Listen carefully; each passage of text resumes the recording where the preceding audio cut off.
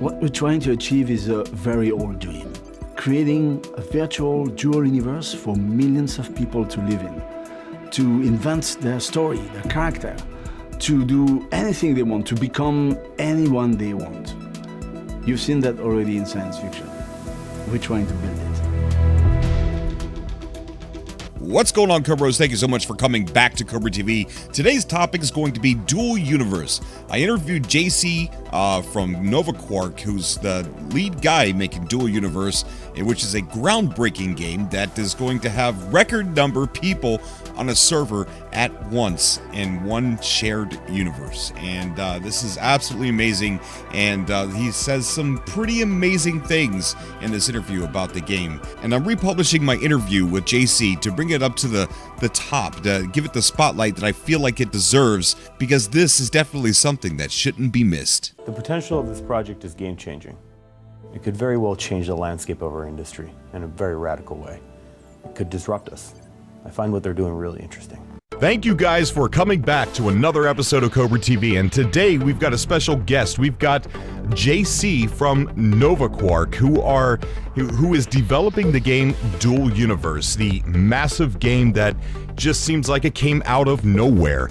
And it's a game that is promising a massive amount of people in their server, and that's one of the things that drew me in. How you doing, JC? Hey, Cobra. Nice being here and talking to you. Well, I'm doing fine. I'm at PAX. It's crazy here. There's non-stop interviews and people coming on the booth. So I'm very tired. And I almost lost, as I said, I almost lost my voice. I guess my voice sounds a bit funny for people who knows me. But anyway, I'm ready and happy to discuss things with you and tell you more about Dual Universe. Awesome. I can't wait to learn more after seeing the footage that you guys are releasing and the talks of how many people that you can fit into your server. I'm extremely interesting. But first, I want to know, is this your first game, or how new are you to the gaming industry? What have you done in the past? Oh, all right. So yeah, it is my first game, but the team is experienced and has shipped a lot of games. They come from Sony, from Ubisoft, from various French companies doing video games. So it's my first game, but I'm a long-time gamer, and I have, in my background, what is relevant is that I have a background in technology and science. So, I did a PhD in robotics and AI. Oh, wow. I directed the AI research lab, so I'm all about, complex technologies. And I did a prototype of this server technology that we're going to talk about in a minute, about 3 years ago. That was like a go, no go for us to say, can we actually pull this out and make this kind of game reality? And that was the starting point. It worked. So it actually was the starting point for me to create Nova Quark. Before Nova Quark, I did already another company. So let's say I'm an entrepreneur. And this company was in robotics. It was called Ghostai, and I sold it in 2012 to Aldebaran Robotics, the maker of the Now robot. Maybe some of your viewers are familiar with that. It's a pretty nice humanoid robot. So that was, my first experience as an entrepreneur. So that's my second company, but that's the first time it's in video game. But I know video game very, very well. I'm an avid gamer. I played everything. Well, a lot of PC titles, let's say, to narrate a little bit more. Dual Universe was born from the desire to push the boundaries of what is possible today in MMOs one step further. So that's the motivation. It comes from a gamer who wants to actually make something new. Yeah, and I think that's what, it's missing in a lot of games, is creating an awesome environment and then filling it with people and having that, that random outcome of you really don't know what can happen. You boot up the game and it's just adding people into the mix. It just makes it so much more interesting, because it's not just AI, it's people, and you never know what people are going to do. Actually, I know a lot about AI. That's my stuff. I can tell you that at the stage we are not capable of recreating proper creativity and really things that are going really to be surprising. And I think I like to be surprised in the game. I like to really be genuinely discovering things I was not expecting. That can come from a community of people interacting in the same world at the same time. So just to position the game for people who don't know it, there are two things to remember or to understand, which are setting us apart from, I think, everything else. The first thing is that the world where people play in Dual Universe is one single shard universe, a continuous single shard universe. That means that everybody plays in the same world at the same time. And I mean, there's only one central server that we operate, and you connect to that. There's no instances, there are no zones or no local servers or things like that. There's one world. One example of that is EVE Online. That's the spirit. You have only one world. That is very important. It's a true, massively multiplayer online game. We're not talking about a few hundreds of people in the game world, but possibly millions of people. I don't know how many people we will have. It depends on how successful it is. And it will take a lot of time, I think, to go to maturity and have really a large number of people. That's fine. But that's what it's capable of. The second point that defines the game that is very important is that everything in the world is editable. You can modify the planets, you can, mine things out of them, change the landscape, and of course you can create things like spaceships, cities, orbital stations, and there is no limit in size. There's practical limits because you cannot build things without, you need to collect the resources. That's what I mean. You need to have gather the things that are necessary. But from the technology point of view, there is no major difference between the way we handle a planet and the way we handle a big ship. So that is to say, this is a world for people to actually invent their stories, their collective stories, recreate civilizations. We hope to see, as I said, cities coming out, and there will be things about territory management, warfare, organizations, so a bit of politics going on. And we plan, this is also very important for people to understand that we have a vision for this game that we freely talk about. And there's a difference between the long-term vision and what we're going to ship in the first release, because it's an MMO and there will be several upgrades or expansions that will come, for example, every 6 months, I don't know, something like that, that will actually add features. I'll give you an example. We're talking very often about something that I find very cool, which are stargates that players will be able to craft and build and so on. There's a lot of things to say about stargates, but there won't be stargates in the first release of the game. It will come as an expansion. So we talk about the vision, right? And there's also what comes as features that is important to see. Voila, so this is setting the landscape, if you want. What is unique about Dual Universe? It's a really massively multiplayer online game where you can edit everything and build anything you want with voxel technology. So there's a lot of freedom for people to do what they want. So now, when you're talking about how you could build anything that you want, are we talking about space stations that are so big that it would take a community to build? Or can just one player build anything as big as he wants? Or is it a community project? No, I think the kind of things like the space stations that we have shown in the various videos, or that you can see in our booth at PAX if you're there, is something that I don't believe somebody could do alone. We have to be careful because some people are really impressive, right? Yeah. But the spirit is that it would probably require hundreds or even thousands of players maybe working on that. And it's starting with the issue of collecting the resources, because it's not free, to assemble this. You need to have the raw materials. You probably need to transform them, so you need a bit of an industrial infrastructure to produce the things that you need. It's not something that you will see in the game, probably not in the first 6 months. I don't think it's possible. From a practical point of view, but it's a possibility, and that makes it exciting to think that in this game, if we want, we can do that. It might take a lot of time, and it actually is going to create, I think, intrinsic quests, things that players they desire it. I think there will be players who wants to build the Death Star, for example. That's pretty obvious. And I think that will actually set in motion thousands of players who are going to contribute to this project and try to make it happen. So that's the way, for example, we look at quests. They should come from the players themselves because they have dreams that they want to achieve in this world. And all we do and all we say is that, well, we have the technology so that you can make this dream come true if you put enough efforts in it.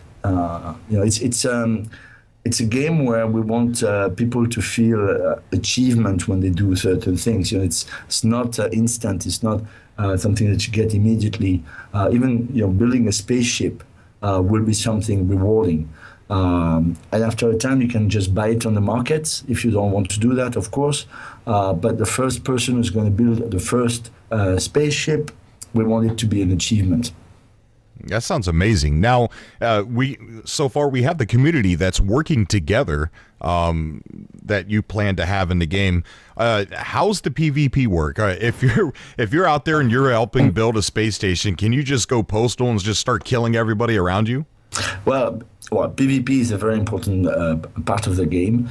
We don't want the game to be, free for all PvP where you log in the game and boom, you're killed. So the way we're going to handle the frontier is that there will be, first of all, everybody starts from the same place, which is called the Ark ship. There's a backstory that we can talk about if you want that explains why you're here. Okay. And everybody starts from the Ark ship, and there will be a safe zone, probably about 20 kilometers large, around the Ark ship where nothing bad can happen to you. So it's you cross that safe zone that you enter into a PvP area. And that you have to be careful about what's going to happen. So that's to explain a little bit. Now I'm talking about the game vision now. Things that may not make it to the initial release, but the long run, there will probably be things like protection bubbles that will allow people to create a sort of shield volume around any place on the planet or in space that will be powered by energy, that will be extremely hard to break. So building the Death Star will probably involve making such a thing. Also hiring or having with you people defending the place with warships. You may also consider hiding the construction site, so doing it in some remote place, so that you keep this information secret. Of course, somebody is going to spy on you. So, you have to be careful about that. This is all emergent. People will have to be responsible for what they do. And it's how do you say that? I don't want this to be misunderstood, but it's an adult game, right? It's not. It's for things that involves responsibility and being aware of what are the consequences of what you do. That's what I mean. I see. So it sounds like there's a lot of freedom in the game, and I'm going to sidetrack here because I just thought of something. These are life-size planets? We have right now we have a planet that is 100 kilometers radius, and it's already very, very big. I think we're happy with that. The real estate that we're talking about is, should we do my calculations, but it's more than 100,000 square kilometers. Okay. Sorry, I'm talking in kilometers by the miles. No, that's fine. It's fine. It's almost the same, right? And so this is extremely vast. And, I don't think we really need much bigger planets. So there's also the technical challenge of loading the level of details. It's a bit technical, what I would say, but 100 kilometers seems to be a nice compromise for performance-wise, also for displaying the planets rapidly when you land. So I think we will stick with that. That sounds good. Yeah, it doesn't break the gameplay. It doesn't bring something really significant to have much larger planets. Would players be able to, there's a lot of players that like to play solo, even in PvP, not PvP games, but MMOs. Would a player be able to find a spot on the planet and build a little house or space state or a base or whatever and go unnoticed? Yeah, I think so. I think that should be possible. It depends also so we don't know yet, what kind of scanning tools we will offer so that you could actually be scanned and detected. Oh, yeah. If we do that, we will probably add something like a countermeasure so that you can actually, hide yourself from these kind of scanners.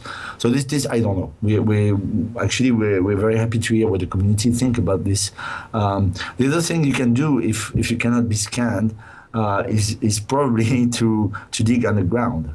You can have something that is 1 kilometer underground. Oh, wow. I think more difficult to locate you, provided that you are not detectable by scanners.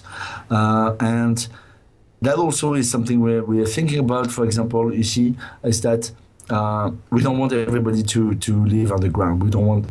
It would not be, I think, the way we envision the game that everybody builds underground.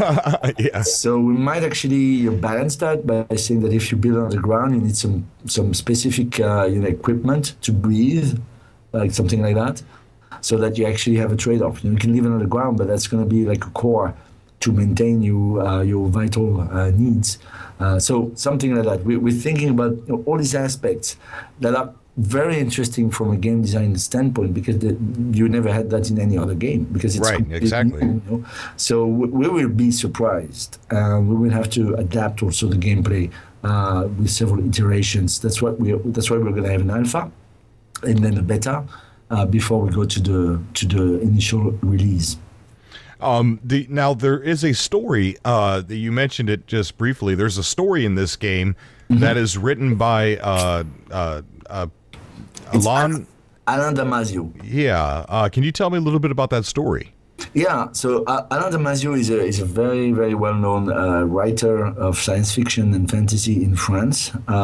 His work has been translated. It's started to be now visible outside of France, but he's really a fantastic writer, and he helped us to construct the backstory and make something that is lively.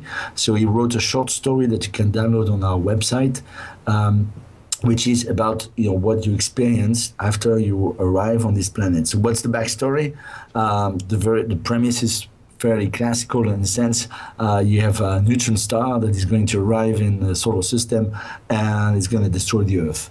That's going to happen in 500 years from now, and humanity is starting huge projects to build arc ships to basically take as many people out and colonize a new world. So that's what happens. And then you step into these arc ships and you go for 10,000 years travel in cryo sleep into these ships, and then you arrive on this planet, which is called Alioth, where you are about to restart or reboot civilization from scratch.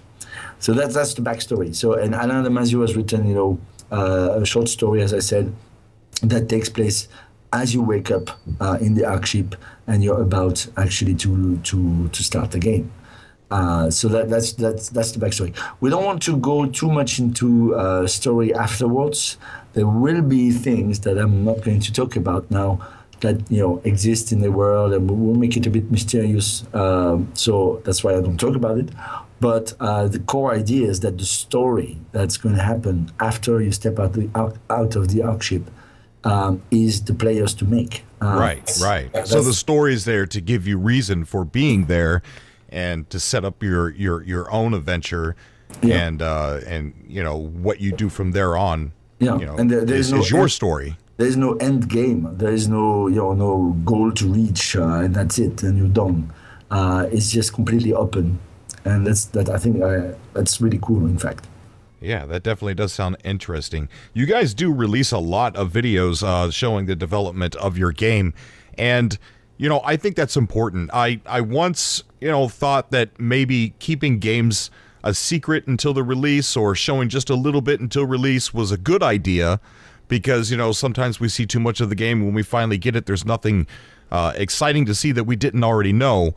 But I think that doing something like that kind of lets hype get too high, and you start to fill your imagination. You start to fill in the gaps of what you don't know, and that could actually hurt the game when it's released.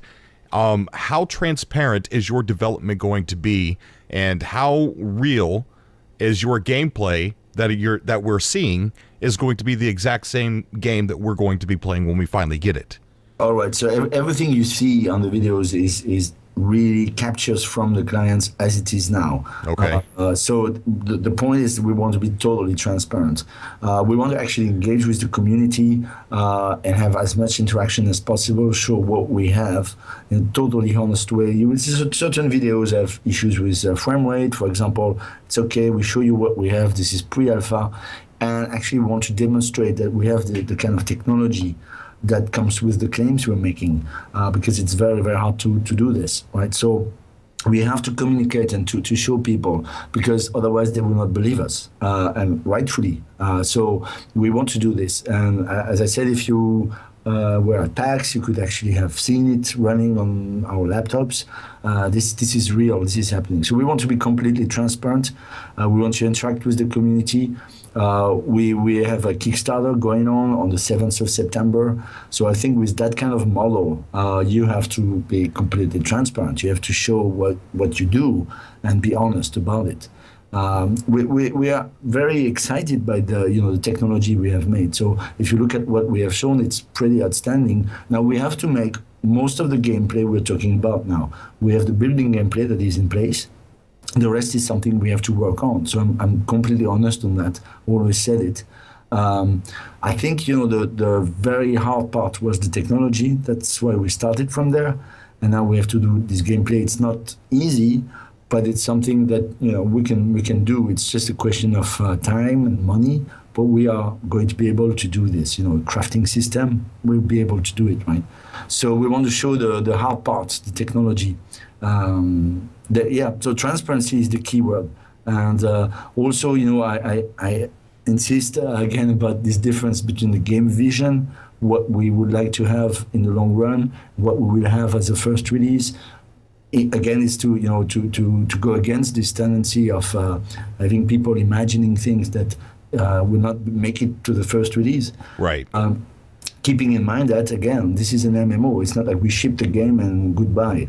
It's going to keep evolving over time, and we want to make a long-term relationship with the gamers, so that we're going to improve these things over time, and add new things.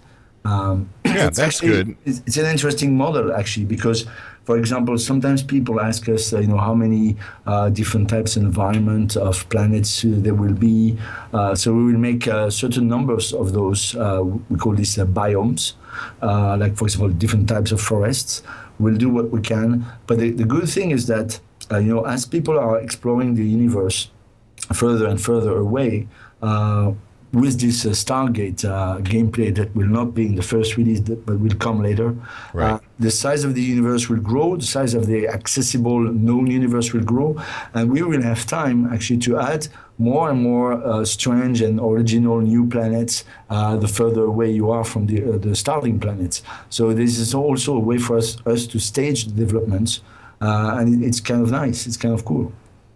Oh, sounds very interesting. And I think, people will understand as long as, it's always stated, that we're going to release with these features. Mm-hmm. And we're going to release, these features later on.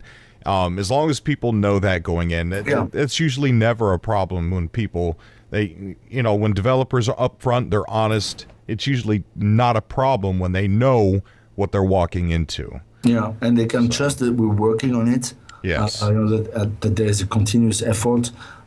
So, yeah. And that actually maybe connects to something I think you wanted to talk about, which is the business model and the subscription-based model that we have in mind. Yes, I definitely want to talk about that. You guys tweeted me a while back about the subscription price, and tell me a bit about the model. Yeah. So, obviously, we will have a huge amount of servers. This will be a huge supercomputer, basically, that we need to maintain, plus the support that comes with it.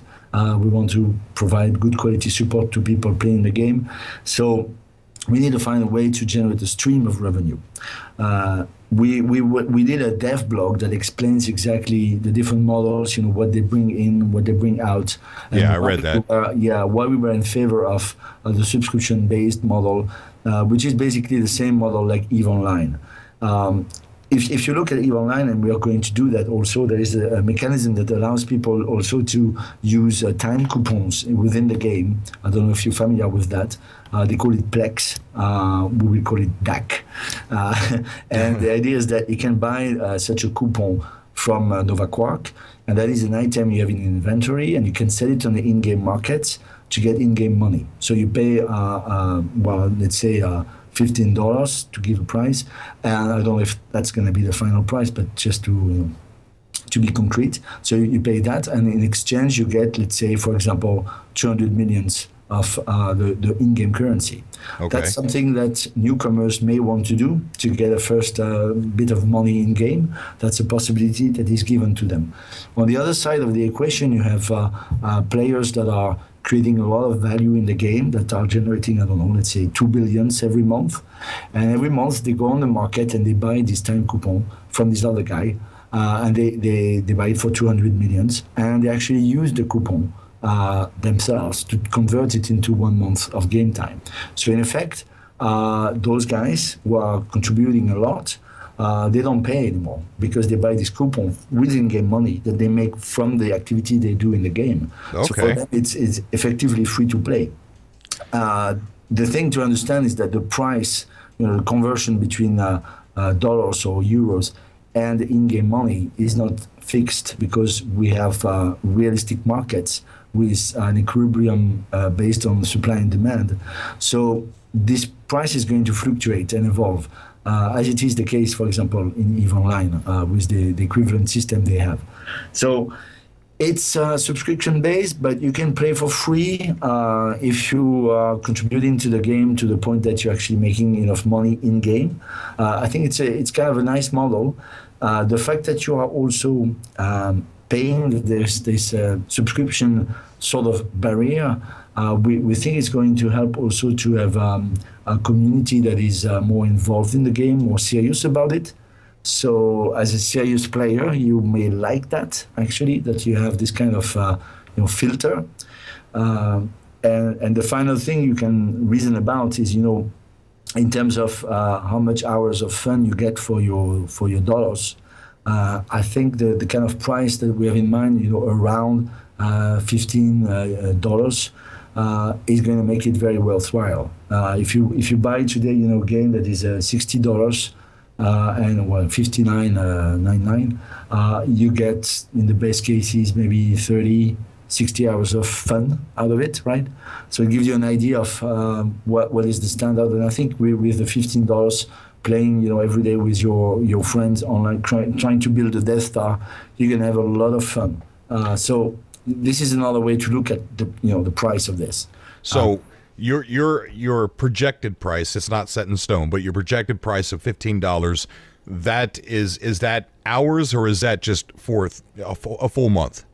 It's a full month. Okay, all right. You pay that and that's it. You're not bothered anymore with anything. You are in the game and you play the game. Okay, that's it, and that's the end of. We are not going to harass people like in a pay-to-win model to actually limit the gameplay so that it becomes painful to the point that you really are compelled to pay more. And these are things that happen otherwise. There may be cosmetic items, that is a possibility, that people could buy, maybe some outfits. I don't know, we may be doing this, but the idea is that you definitely don't need it, and it's not something that's going to be impacting the gameplay in any way. So once you have either your time coupon or you have paid your subscription, you're in the game world, and you can forget about the real world, you can forget about real money, you can forget about everything, and just be inside your universe and make your story for the month. For the month, yeah. Okay. Now, how difficult? I know this is going to be kind of hard for you to answer, but how difficult is it going to be to mine or whatever and use the economy to get the game money to purchase your next month free? I mean, is that going to be a super high difficulty level? A lot of game time, a lot of devotion. In fact, it's a question that is probably impossible to answer. Yeah, I kind of figured. Yeah, well, because the idea is that the price is going to evolve according to supply and demand. Mm-hmm. So if there's a lot of demand for this coupon and there's a little offer, the price will go very, very high. Right? That's how it works. Now, if a lot of people are buying coupon and comparatively not so many people want to buy them, then the price is going to go down and it will be cheap. And there will be an equilibrium in between these extremes that depends exactly on what people want to do. I think it will probably be challenging to gather all the money. So it's not like you come in a game and after 1 week you're rich enough to play for free. I don't think so.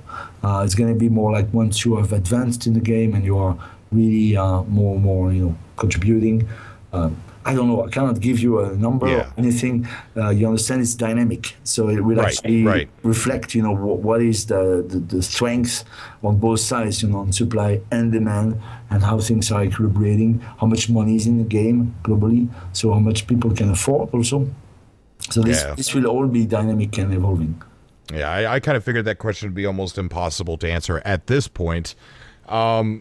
What will happen is that there will be some way to try the game. So there will be players that are playing a sort of a trial. Right. That may last for a certain amount of time, or maybe forever. That they can try the game as long as they want, but in restricted areas and with very limited gameplay access, and everything will be limited.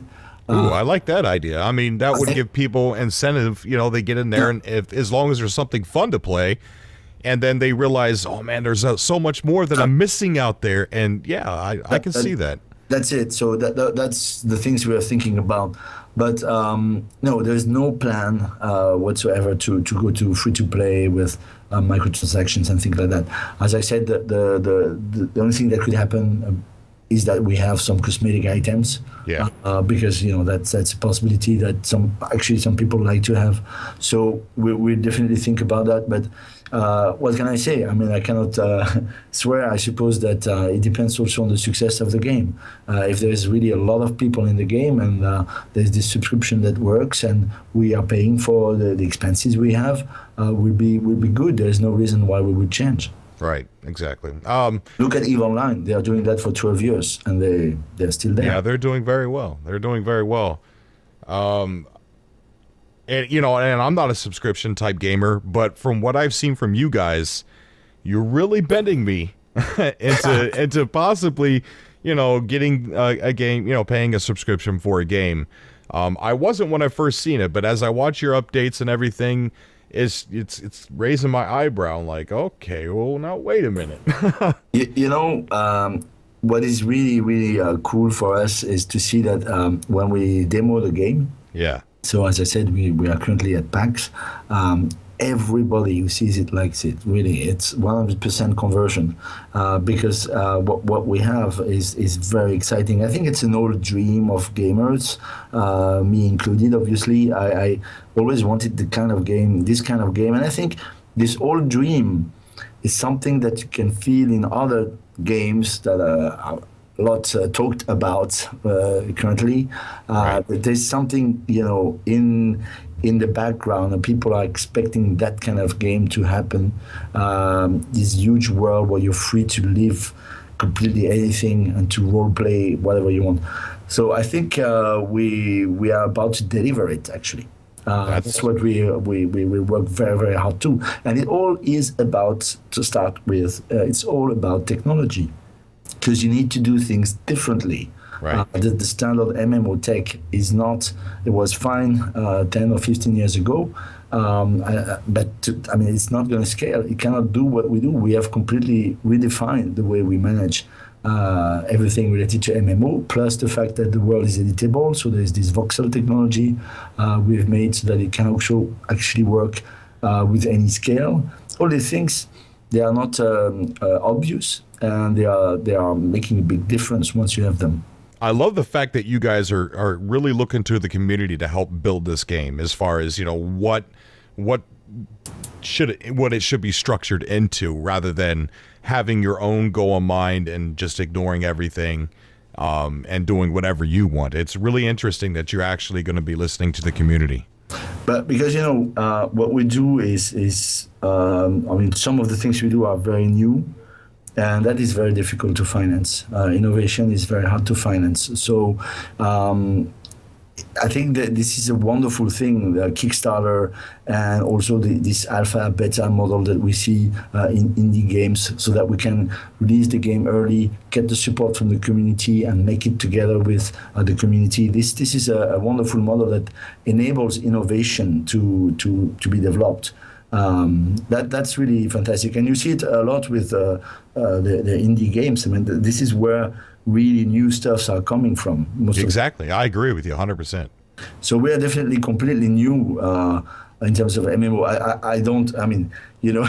Most MMOs are more or less copies of World of Warcraft, right? Because the people with the big money, they say, well, we want to do the same thing that already worked. We want the same more of the same thing, right? Right. So when you come in and say, well, guys, we're going to change everything. We're going to make a new genre of MMO. They freak out. But it's, I don't know, but I mean, it's difficult to sell because they have to understand. And I think you need to be a gamer to really understand why this is exciting. And sometimes, they just don't play games. So they don't understand what's going to work, what's not going to work. While for me, for you, it's obvious that it's cool. Yeah. So let's do this together. That's the message. I love that. I tell you, man, the more you talk, the more interested I get in dual universe. I'm going to ask you a really awkward question. All right. Okay. What does your game have that makes it stand out from Star Citizen? Because it does kind of seem like it runs along the line of the same path. Yeah, in Star Citizen, there is a lot of pre-made content that is outstanding. That is really beautiful. And as you understand, I mean, we are all about user-generated content. So we don't have any spaceship in Dual Universe as such. The notion and the concept of spaceship doesn't exist within the game code. Oh, wow. You are building a thing that happens to have engines and cockpit and whatever, and that is obviously is a spaceship, right? And that makes it a spaceship. So this is a huge difference, is that the content of the game will come from the community 100%. I don't know also how far Star Citizen is about the MMO side of things. To be honest, I really don't know. I heard that they are trying to make it more or less, huge universe where people can play. But there's also this arena places where you go into some instances, I think. But I mean, I may be completely wrong. So it may also be another difference, is that we have this continuous single shard technology where everybody plays in the same world at the same time. Big sandbox. That might be a key difference, I suppose.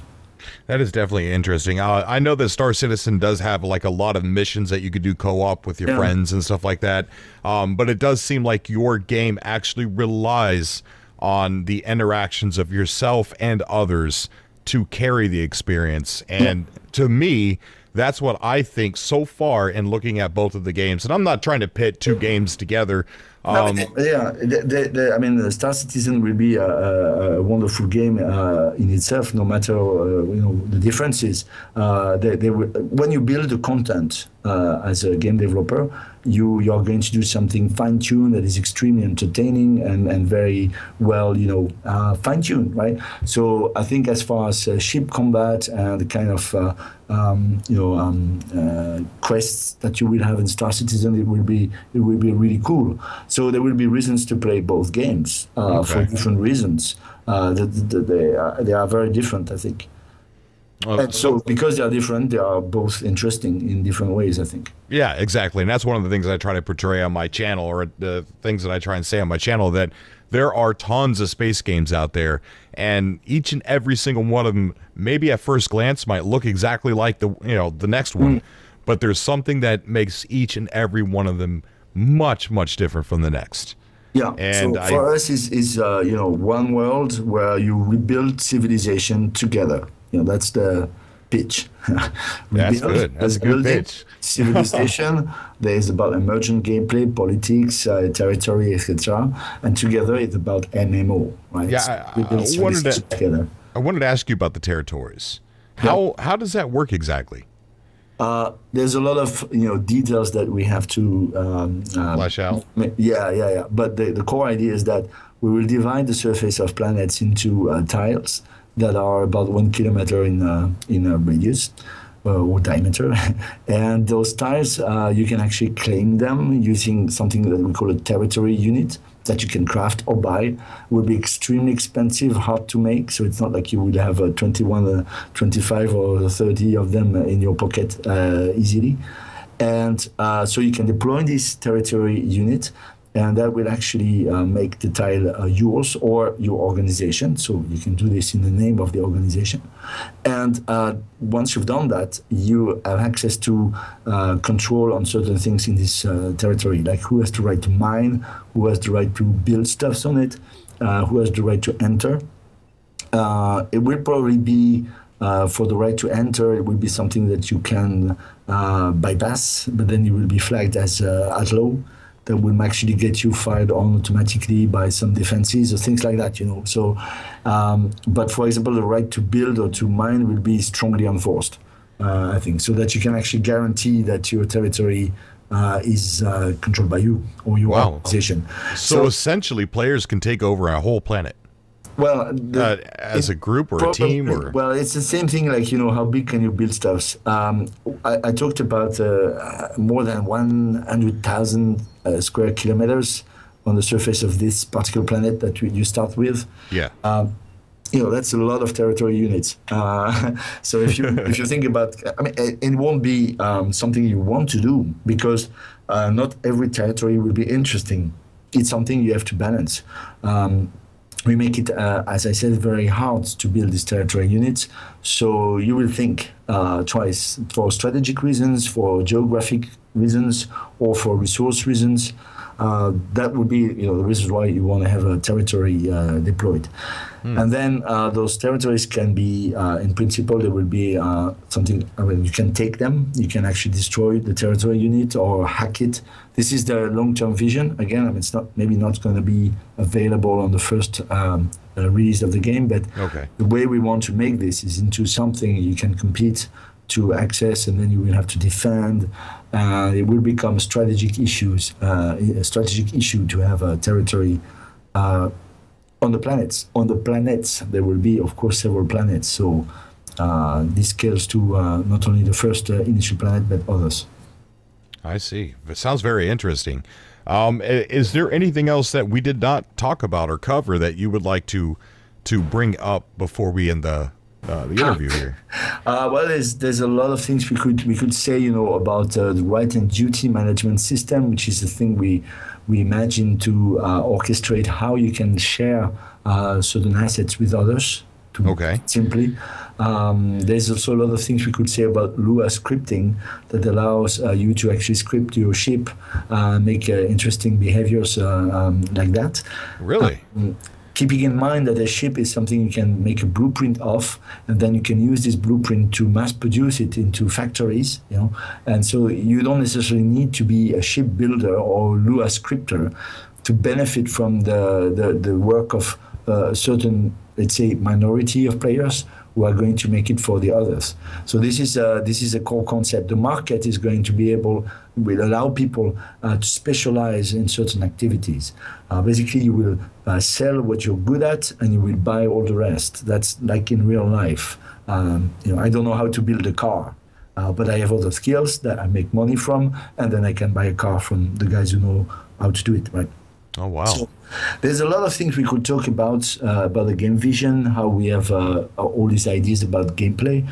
We have a dev blog, so it's all about text. So if you would like to read a lot of things, just go on the dev blog, devblog.duelthegame.com, and there's a lot of things we discuss about, as I said, right and duty management system, territory, Lua, all sorts of things are discussed there. So I really encourage people to have a look at that.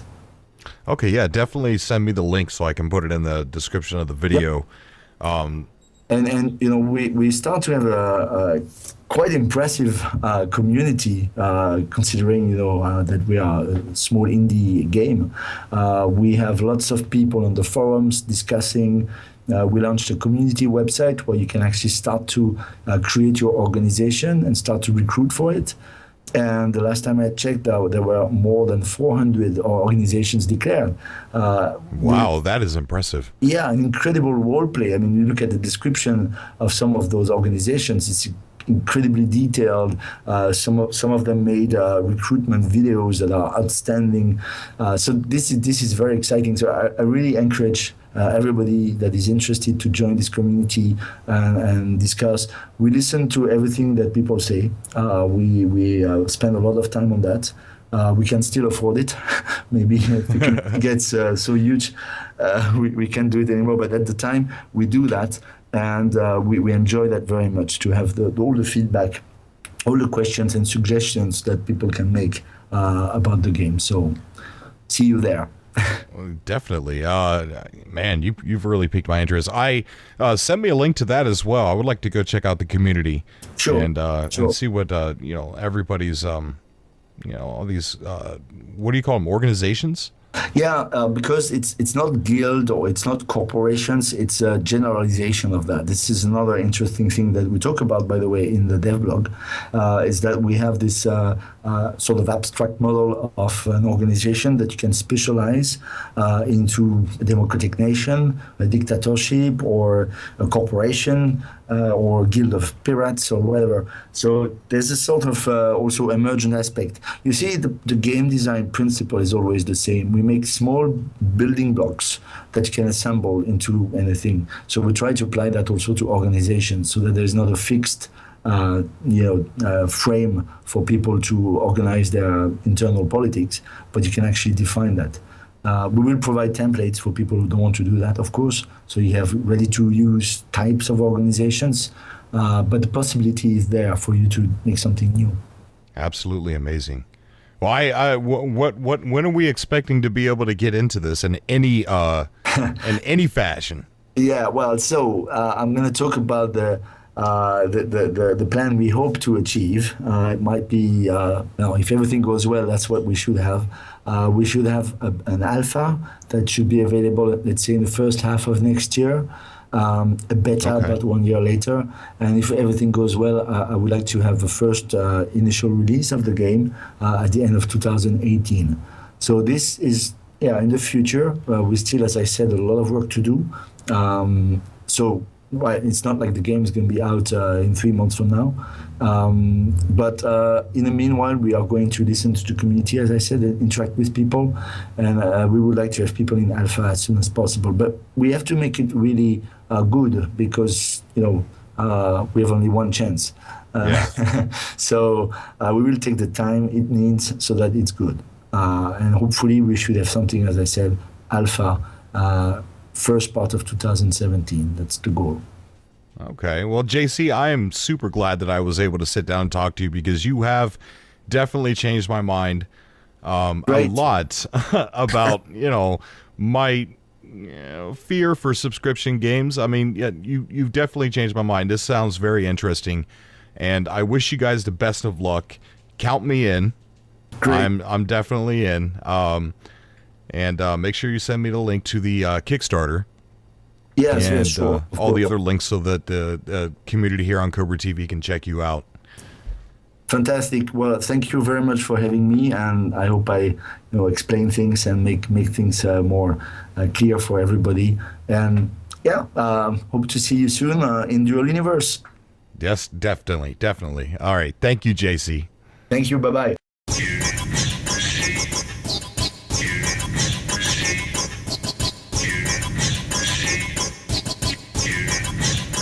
Wrong button.